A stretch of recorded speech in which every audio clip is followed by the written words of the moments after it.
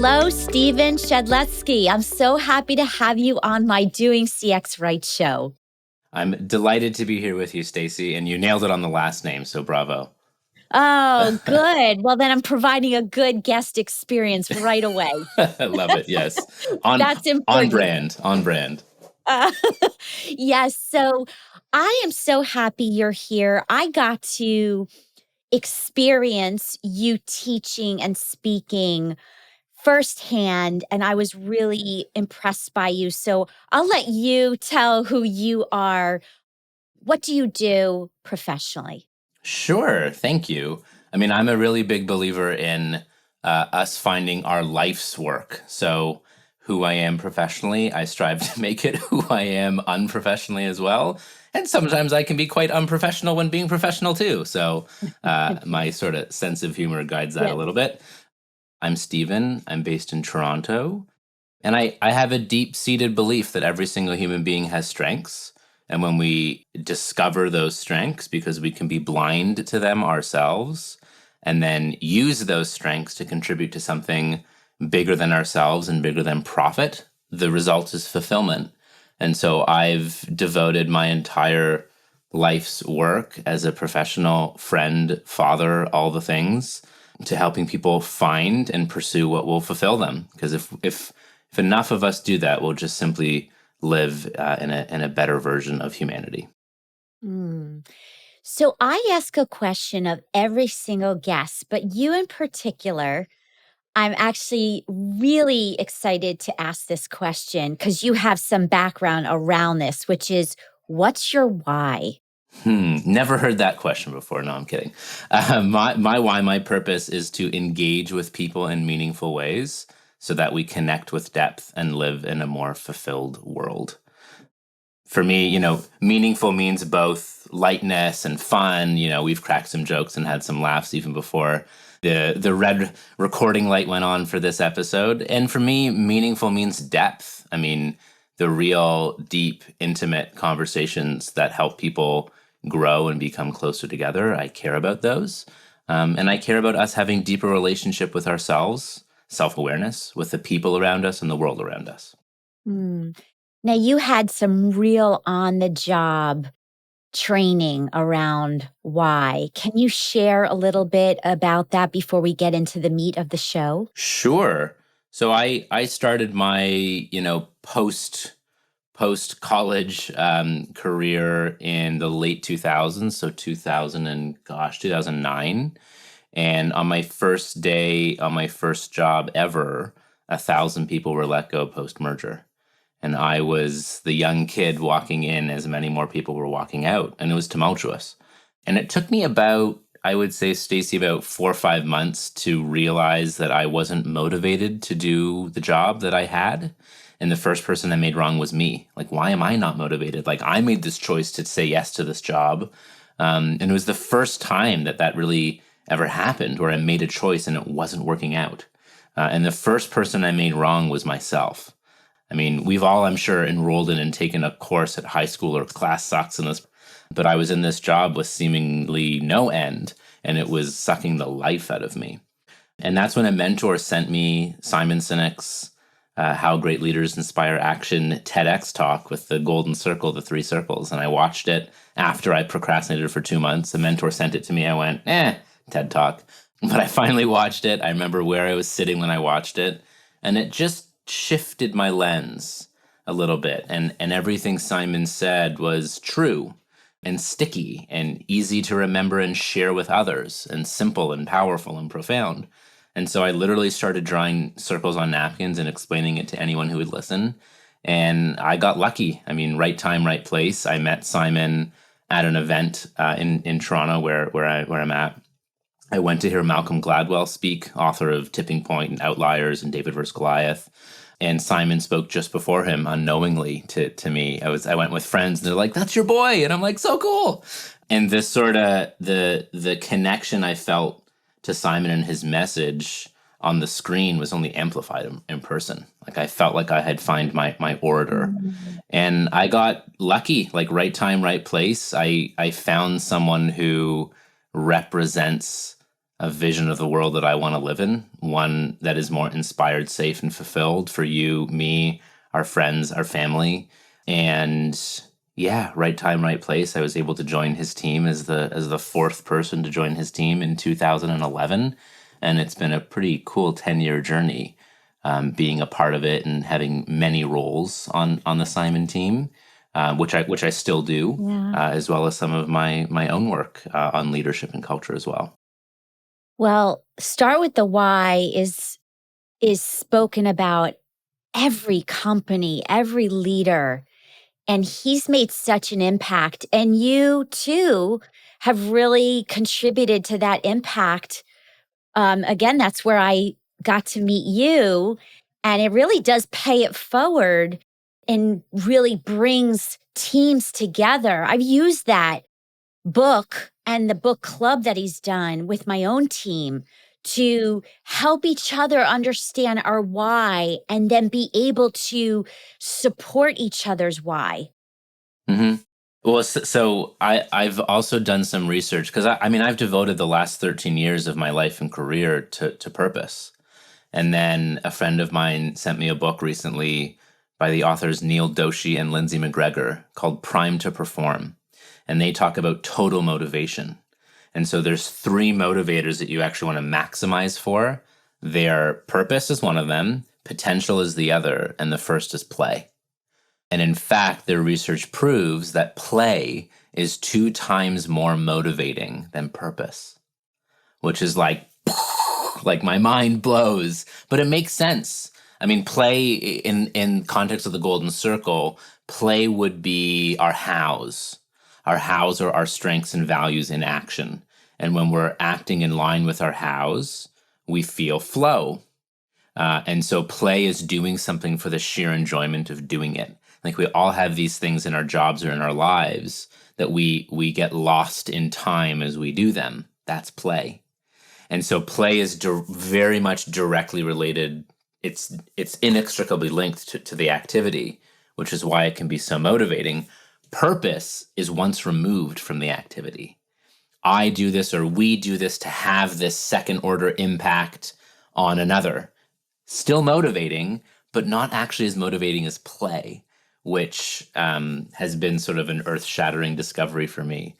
So it's this mix of play, purpose, and then potential is I do this so that I can get there. I'm in this CX role so that I can become a chief sales officer or start up my own company or pay for my kids' college, whatever it might be. Do you think that those elements are what's missing lately that's causing the great resignation? I think the greatest, it's a great question.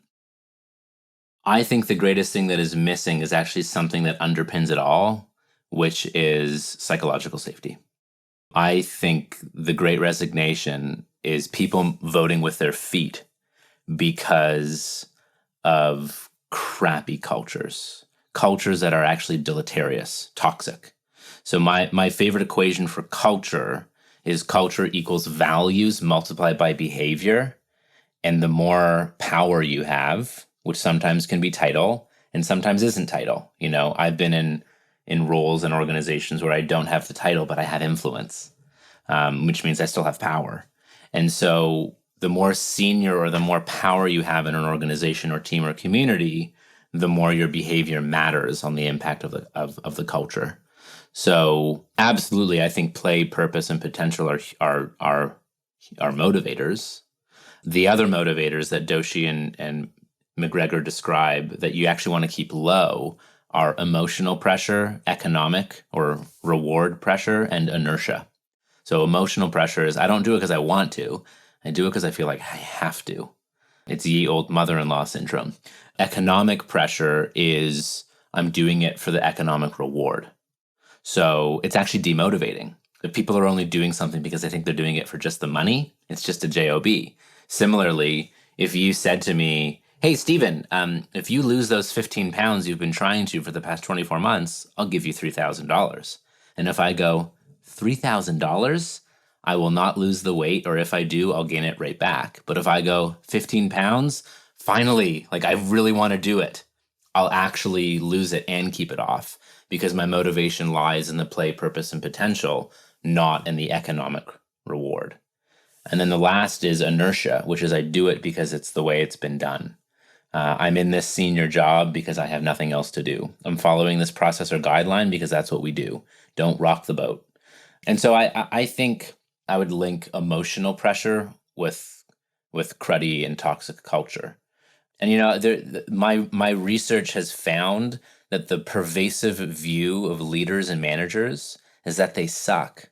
And yet I don't think many managers and leaders and bosses wake up in the morning and say, I'm going to suck today. Like, I'm actually going to make my people's days worse. I think the percentage of the population that does that is far less than 1%. Far less, probably even less than 0.1%.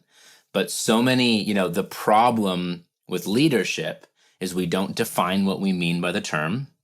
People think it's about being in charge. It's not about being in charge. It's about taking care of those in your charge. We then, if we have the wrong definition, we select the wrong people. We select high performers as opposed to people who are high on trust. And then even worse, once we do select someone, we then don't give them training. So many of us go to school and study and get these degrees and have all this experience. And then we go, do you want to be a leader? And you're like, more pay, more responsibility. I'm now in charge of the people of the job that I used to be the best in the room at. Sure. But it's a totally different skill set. And there's a gap between when someone gets their first management job and when they get their first formal management training. And it's 12 years. On average, we get promoted at 29 and don't get formal training until we're 41. Wow. Yeah, that is shocking and makes no sense. So you talk a lot about a speak up company culture. Can you explain how is that an effective way to drive innovation and performance at high levels? Oh, yes. Great question. And I agree. So when I talk about psychological safety, and Harvard researcher Amy Edmondson is, sort of the founding mother of psychological safety, and she does amazing work, has a book called The Fearless Organization. The thing I don't like about the marketing of psychological safety is it kind of feels like we put on a white lab coat as we talk about people's emotions. And so I've been talking about it as speak up culture. It's far more action oriented. And, I think it acknowledges what every single human being wants to feel, which is seen, heard, valued. And so, and there's a wonderful, inextricable link between the degree to which you have a speak up culture and the degree to which you have innovation and sustainable optimal performance. So, speak up culture is, I view it, Stacy, like a boxing ring. So if you envision a boxing ring, when you step up into it, you have to step up. It's a big step. You have to open up the ropes and go in, and the spotlight's on you. There's reputational risk. There's career risk. There's relationship risk. If I speak up and share feedback with a friend or feedback with someone who reports to me or feedback up, or if I share my best ideas or even just good ideas or bad ideas, if I share a concern, like I'm not trained for the job that I'm in, or I'm not sure I understand or believe in our strategy, or if I dissent, if I actually say, I don't agree with you, senior leader. These are vitally important things to have inside of our organization. One of my favorite leadership quotes comes from Andy Stanley, which is leaders who do not listen will eventually be surrounded by people who have nothing to say. And that is the kiss of death inside any organization.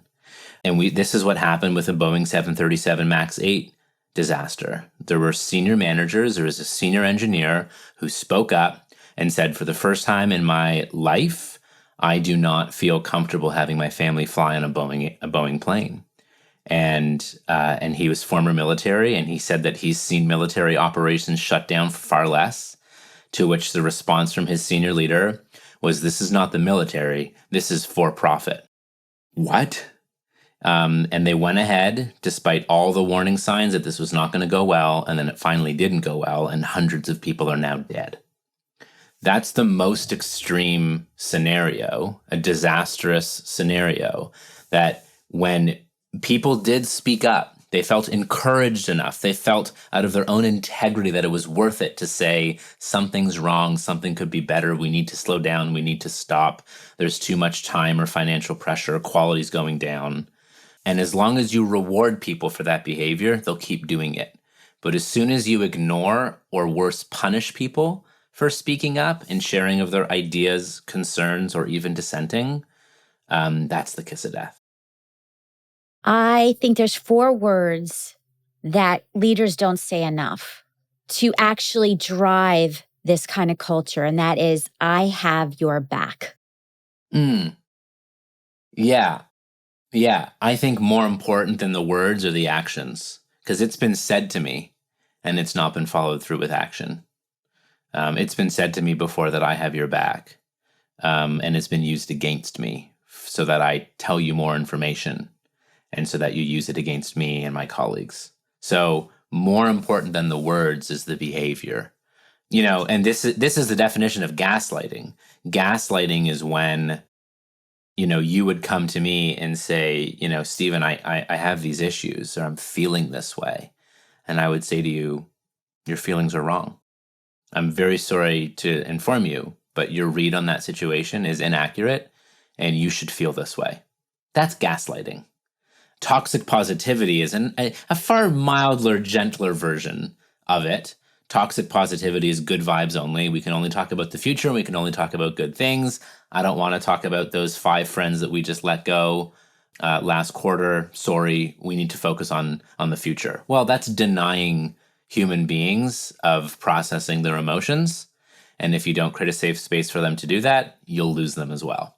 And so, yeah, it's really important. Organizations have been through hard times through COVID. I hope that organizations have done many, many other things before they've done layoffs. But if it ends up being that way, it's that you need grief counseling. You've terminated employees.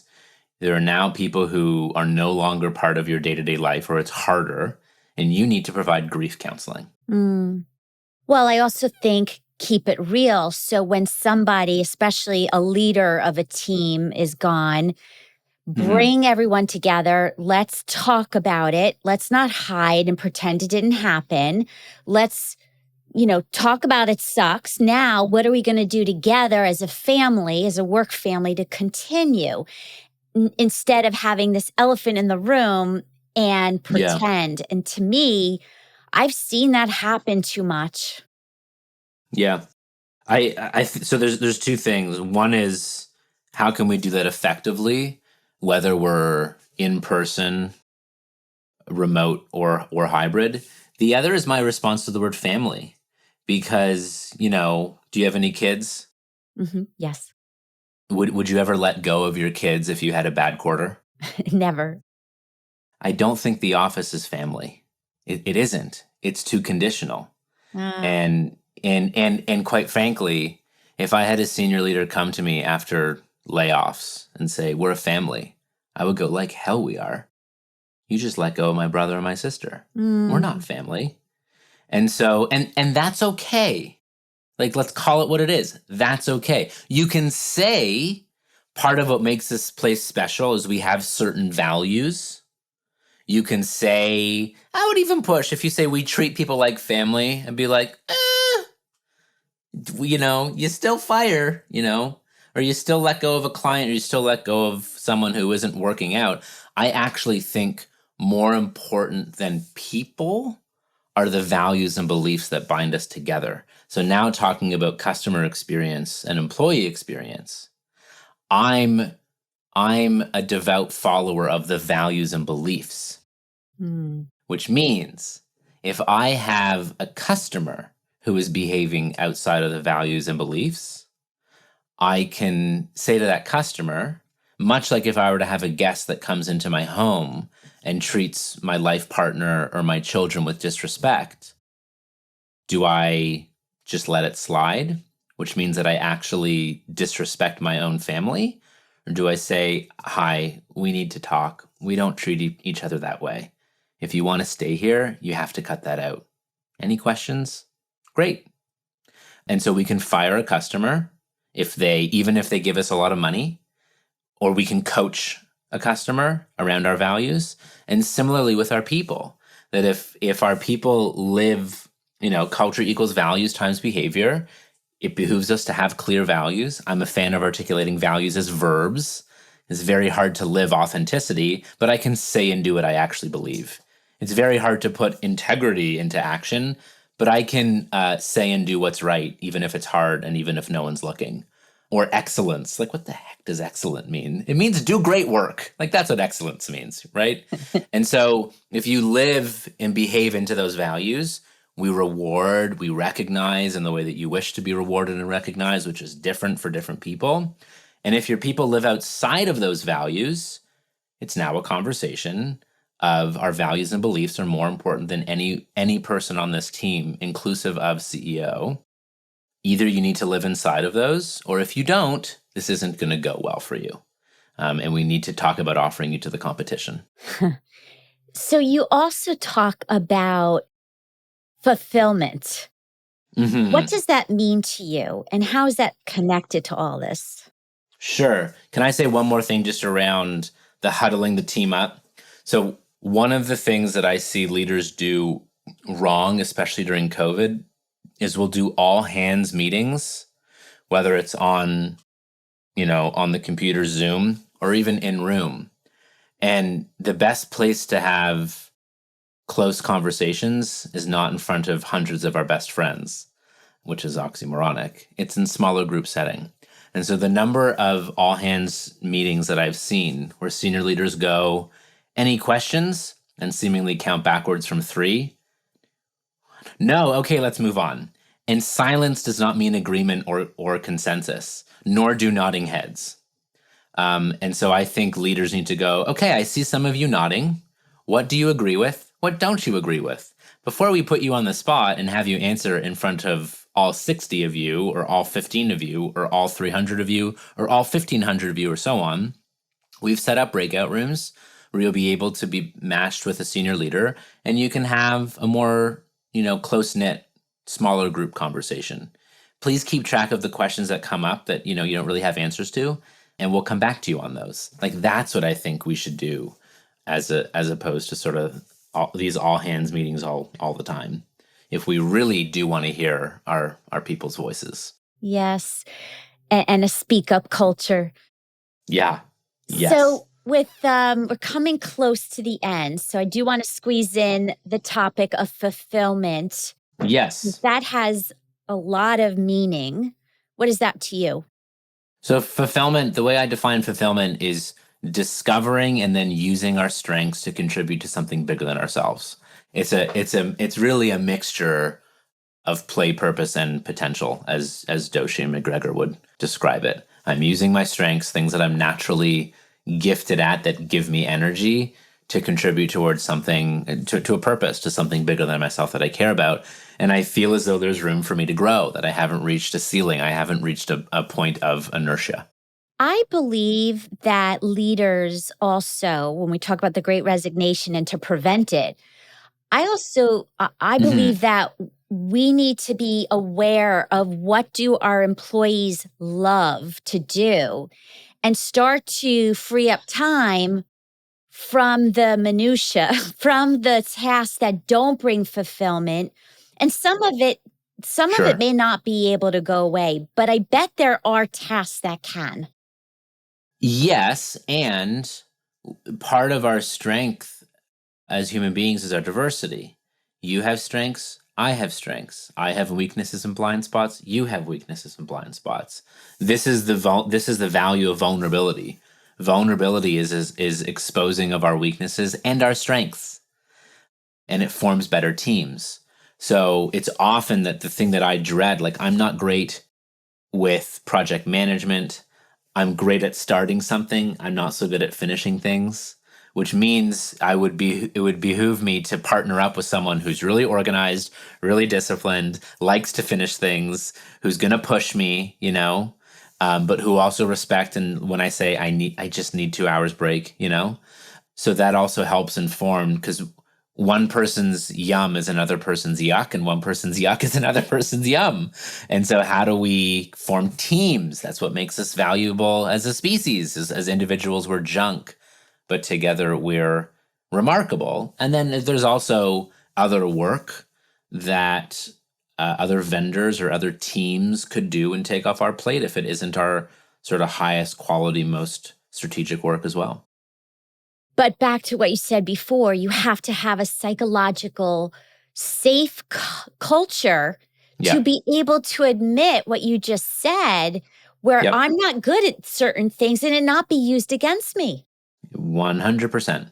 If you don't have psychological safety, people spend an inordinate amount of time and energy hiding things from each other, which could be information, which could be strengths and weaknesses, right? Because it's this notion that you never know when you're going to step on a landmine and say the wrong thing or share the wrong thing with someone that it's then taken advantage of. So, absolutely, this notion of just good old trusting, genuine relationships that you're a team when you share information. Oh my God, thank you. And you're given credit.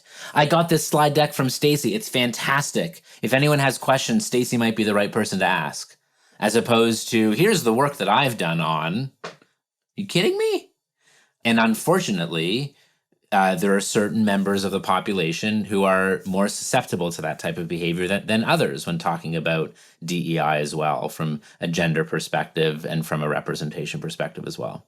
Well, with your example of the PowerPoint and give credit due, I'm imagining I hear Simon Sinek in my ear, like leaders eat last. And that's Yes. probably part of that lesson. Yeah. Is it eaters lead last? No, it's leaders eat last. Yes. Yes. Totally. Yes. Oh, I love that. So we're coming to the very end here. I want to ask you two final questions Sure. that I ask everybody. And I'm going to have to consolidate all these answers because each one is just so powerful. One is if I had tons of leaders, CEOs, entrepreneurs of businesses in my room right now, what is the key takeaway? What's the one thing you want them to know? So, two things. Listening is a skill. You can actually sit in a 2-hour class and become a better listener. But what you can't do is become more compassionate by sitting in a 2-hour class. That, as my friend Rich Davini describes, is an attribute. And I'm often asked what makes a great leader, and it is not charisma, it is not influence, it is not decisiveness, it's care and empathy and compassion. That's what makes a great leader. Great leaders care for their people. Great leaders know that they're in the business of helping people grow. And when you help people grow, they'll run through walls, mountains for you, whether they're on your team still or not. And so, leaders are dealers in time and attention. And I would encourage any leader to work on their compassion muscle if they really want to harness the power and potential of their people. I hear being intentional throughout that whole thing there. Yes. Last question Sure. is if you could go back in time to your Mhm. 20-year-old self, what would you tell younger Stephen that you know now didn't know then? I think younger Stephen knew this, but reaffirming, and I think my dad especially taught me this at a young age, that the most important thing you will ever have in your life are relationships and each other. That's it. Love that. Someone once said to me, when it comes to conflicts, which we have at work and family and anywhere, you have to ask yourself, do you want to be right or do you want a relationship? Yeah, or even do you want to be right or do you want to be better? Because if you Yes. want to be right, you'll end up bitter, not better. Yes, yes.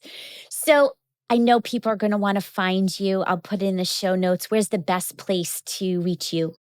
The best place to reach me right now, I'm the only Stephen Shedletzky in the world at present, if you could imagine it. So, all you many Shedletskys out there, of which there aren't many, don't name your children Stephen. I'm most active on LinkedIn and best to be reached there. Well, thank you for being here, sharing your wisdom, encouraging a speak up culture, because we just heard how important that is to thrive personally and professionally. Thank Wonderful. you. Thanks for the opportunity, Stacey. I hope it helps your audience. Thank you.